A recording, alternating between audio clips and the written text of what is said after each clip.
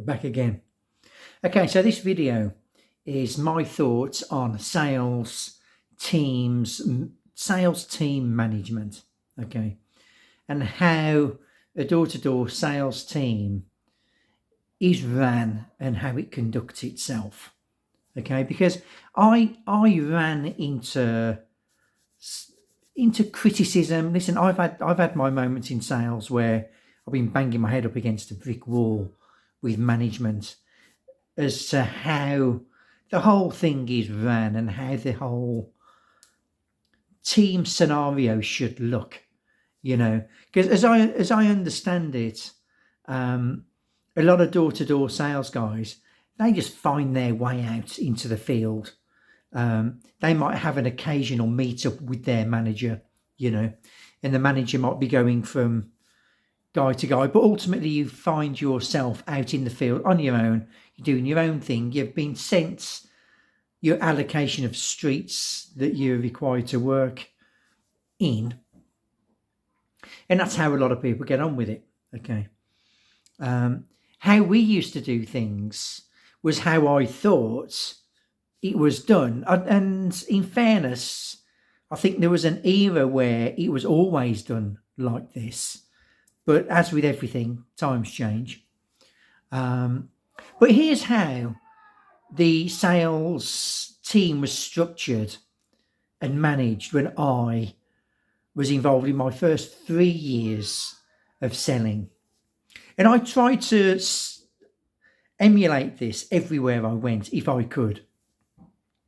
Basically, you would all meet at the office. Okay. I know some of you don't even have an office, right? It's all done remotely, but we would meet in the office about an hour, maybe an hour and a half before we would go out.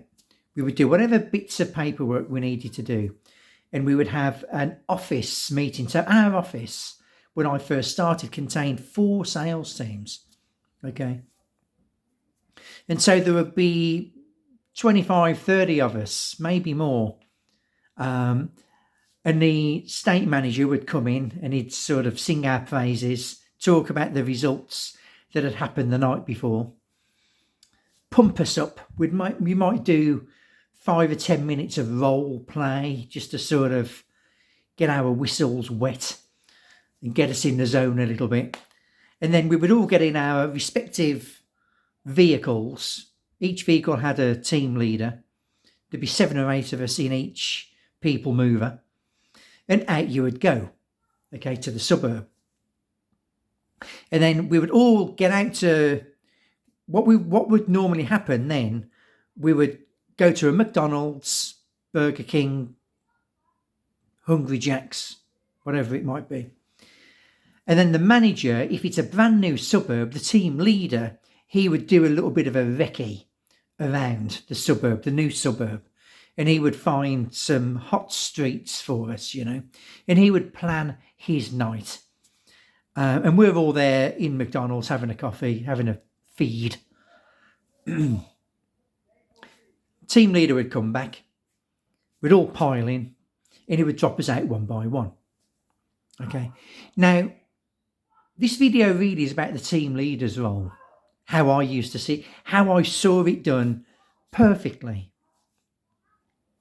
The team leader, believe it or not, and this is why these jobs were always very sought after, especially by guys who'd had a good couple of years of knock-in. And I don't blame anybody after 2 years. They maybe want to get off the doors and get in the van and lead the team. The team leader hardly did any knocking. Okay. The team leader's role was really to ferry around the guys, the sales guys, so that when they exhausted their street, they could get straight on the phone to the team leader and get shifted, move to another street. Okay.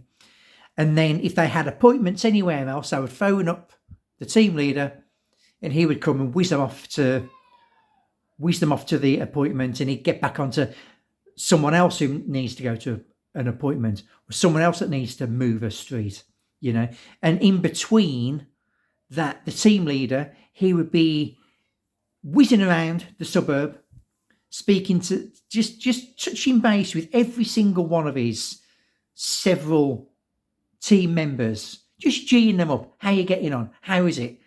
You're like in the street. Do you want to move? All that sort of thing. So-and-so's just got a sale. Oh, so-and-so's on 2 sales. Pumping them up. If it's a hot day, be giving them water. If it's not a hot day, just to keep them in a mood, you might have a bag of sweets or something. I might have a mint or something, And that would be his role. Okay. When you knew the team leader, this is what happened to me. He said, look, you stay with me. And so for about an hour, the very, very first night, I stayed with the team leader. And we pulled over somewhere, and he had a good talk for about half an hour. What's expected, what I can expect, general rules of the van, just sort of bringing me in and sort of just making me feel sort of part of a team, part of something, the importance, the ethics, the principles of what we do, really making me feel that even though I've gone through a week's worth of product training, he's got to make me feel that we're more than just door knockers. This is a culture, you're doing something unique, and you've got to sort of make people feel that they're on a mission.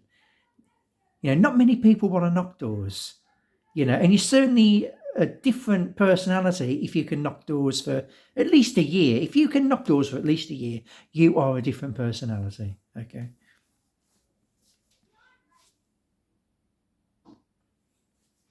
So this is where I used to have arguments with future managers sometimes.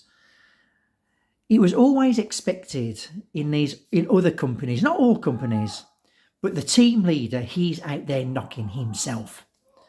Now, the bugbear with that is this. If your manager or your team leader is doing a sale himself, that could take half an hour. So for half an hour, everybody, those 7 or 8 people, are stranded. Okay, what the hell are we doing? Where is he? And so it's just not efficient. It's not an efficient use. You stop the entire team to make your own sale. Okay. Where really now, okay, as a team leader, this rule, this sort of principle is the team leader flies the flag. Okay. I disagree with that. The team leader communicates to the team what's expected of them, and he helps the team be as productive as they can be. Okay. The person that flies the flag for the team is the number one player in that team. And that number one player in that team doesn't always want to be the team leader. Okay. The number one player in that team can earn just as much money as the team leader, but he's still loving the door knocking. Okay. Some people have got that natural teaching, natural coaching, and they want to do that. Okay. They want to fulfill that side of their personality. The best salesperson I knew knocking doors, he was a bloody useless team leader. Right. No coaching, no encouragement, completely selfish getting his own sales. And it was an absolutely hair-pulling out experience, okay? So the two don't necessarily go hand in hand. And in fact, I would say it rarely goes hand in hand. The best sales manager I knew, he openly admitted to me that he was never, ever the best salesman. He was a consistent salesman, okay? He would always get he said he would always get his 7 or 8 sales a week. Always. Okay. And the top guys would always be at least getting 10 sales a week. Okay. Sometimes 12. Okay. Now I take my hat off to that, because if every single person in that team, as I've touched on before, if every single person in a team could always get just above the average number, the higher managers would be over the moon with that. Because there's always 3 or 4 people in a team that are struggling. Just always. It's just the nature of it. Because people come into sales, they don't know if they can do it. Not everyone's got the stickability and can afford to persevere through those few months And it quite often it takes a few months to get used to hearing all the objections and being able to tackle them and to get concise and eloquent. Okay. All the top guys I saw, funnily enough, the top guy, from what I understand, it took him 1 or 2 nights and he just got it. Now, look, there are exceptional people out there, okay? But your sales team leader, that role, I want to see the door-to-door industry get back to this, where everybody is self-employed, everybody. Because the moment it goes employed, there's too much pressure on the new recruits to be selling, right? And I've seen how sales teams fall apart very fast. Okay.